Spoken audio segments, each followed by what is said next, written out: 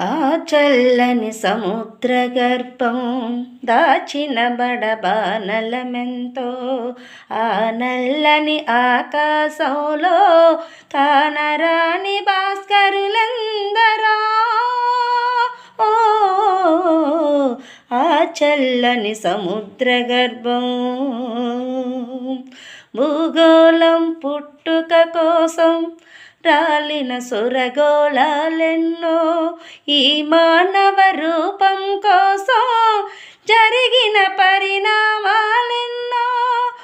ఒక రాజును గెలిపించుటలో ఒరిగిన నరకంటాలెన్నో, కులమతాల సుడిగుండాలకు బలి అయిన పవిత్రులెందరో.